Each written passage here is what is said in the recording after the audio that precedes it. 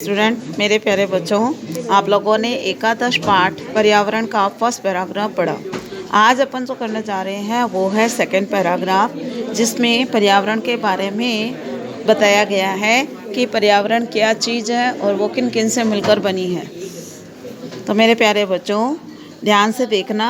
जो मैं ये प्रसंग पढ़ाने जा रही हूँ, इस प्रसंग का सप्रसंग हिंदी अनुवाद करना है।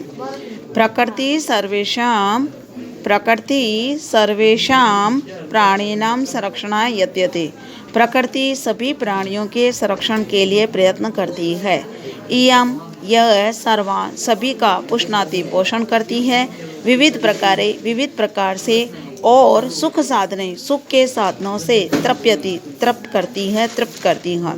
पृथ्वी, जल, तेज, वायु, आकाश इसके प्रमुख तत्व हैं। तानि वे ही मिलकर अथवा उससे अलग हमारे पर्यावरण की रचना करते हैं।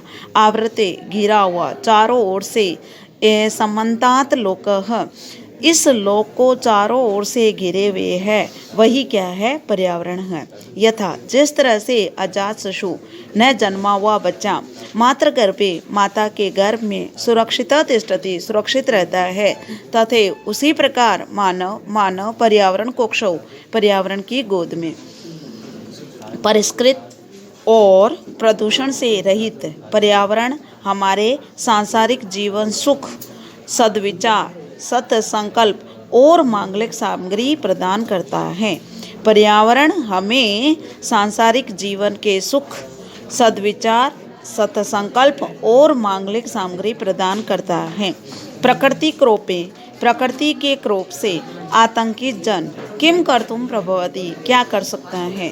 जल प्लावन से अर्थात बाढ़ से, अग्नि लगने से, भूकंप से, वात्या चक्र से और उल्कापात से संतृप्त मानव का मंगल कहाँ? एतवेव अस्माभिः प्रकृति रक्षणीया, इसलिए हमारे द्वारा प्रकृति की रक्षा की जानी चाहिए।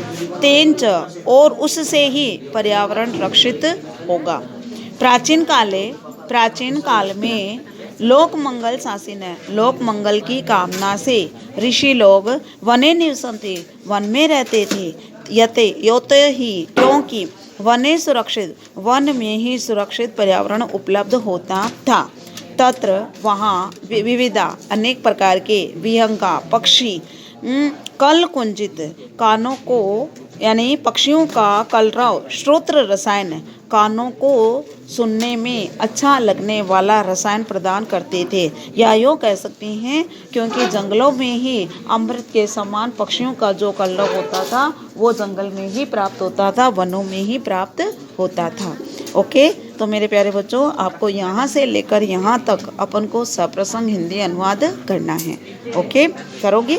बाय।